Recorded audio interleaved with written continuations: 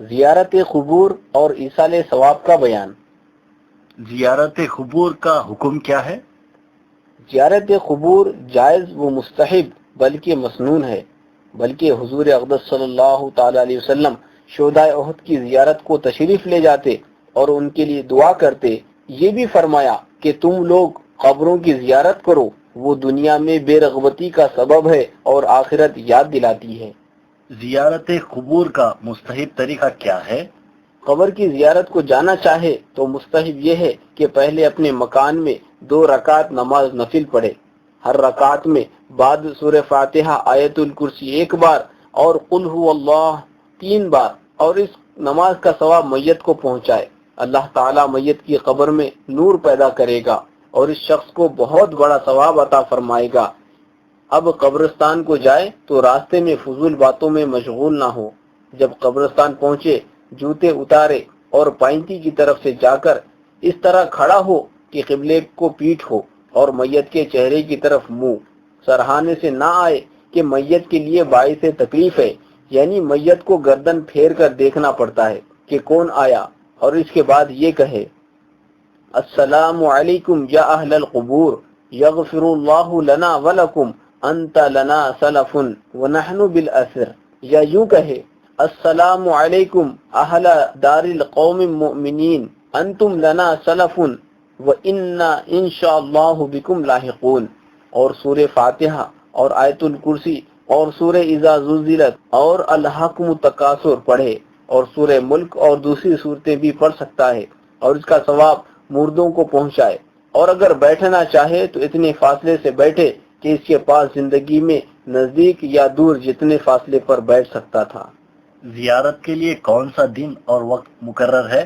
4 دن زیارت کے لیے بہتر ہیں: پیر، جمعرات، جمعہ، ہفتہ، اور جمعہ کے دن قبل نماز جمعہ افضل ہے، اور ہفتے کے دن طلوع آفتاب تک، اور جمعرات کو دن کے اول وقت، اور بعض علماء نے فرمایا کہ پچھلے وقت میں افضل ہے، اور متبرک راتوں میں بھی زیارت قبور افضل ہے، مثلا شب برات، شب قدر، اسی طرح عیدین کے دن اور عشرہ ذی الحجہ میں بھی بہتر ہے، اور اولیاء کرام کے مزارات پر سفر کر کے جانا جائز ہے۔ وہ اپنے زائر کو نفع پہنچاتے اور زیارت کرنے والوں کو برات حاصل ہوتی ہے، اور عورتوں کو مزارات پہ جانا نہیں چاہیے، مردوں کو چاہیے کہ انہیں منع کریں۔ تیجا، 10واں، 40واں، ششمائی، برسی وغیرہ کرنا جائز ہے یا نہیں؟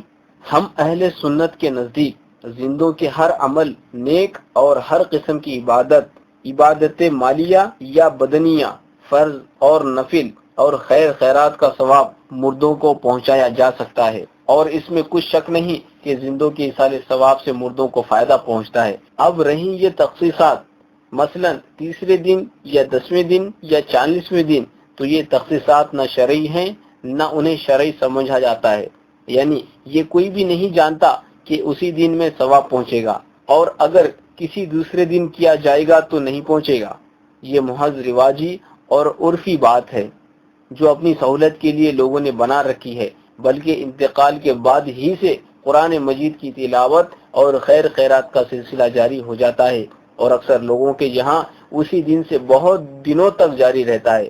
تو یہ کیوں کر کہا جا سکتا ہے کہ مخصوص دن کے سوا دوسرے دنوں میں لوگ ناجائز جانتے ہیں؟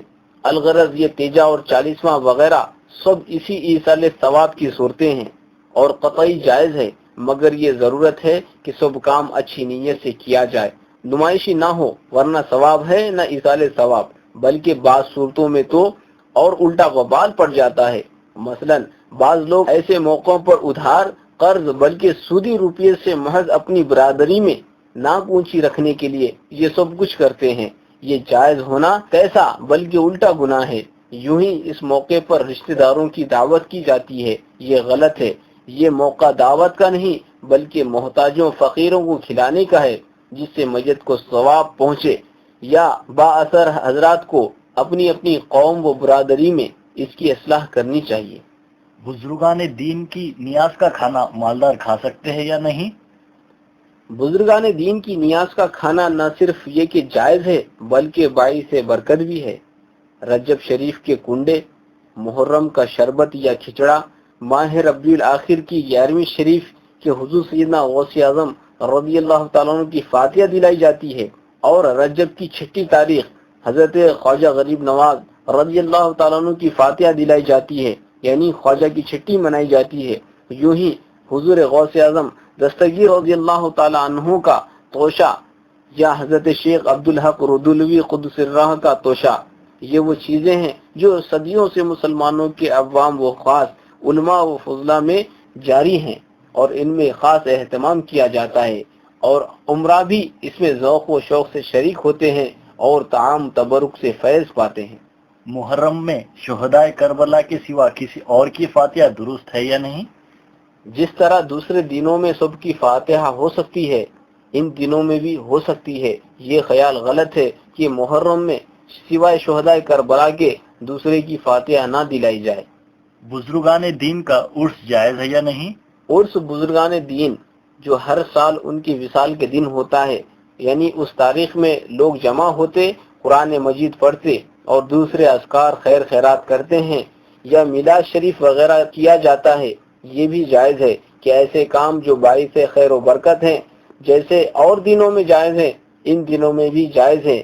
پھر اولیاء کرام کے مزارات پر حاضری مسلمان کے لیے سعادت اور باعث برکت ہے۔ رہے وہ امور جو شرعاً ممنوع ہیں، وہ تو ہر حالت میں مذموم ہیں، اور مزارات طیبہ کے پاس اور مذموم۔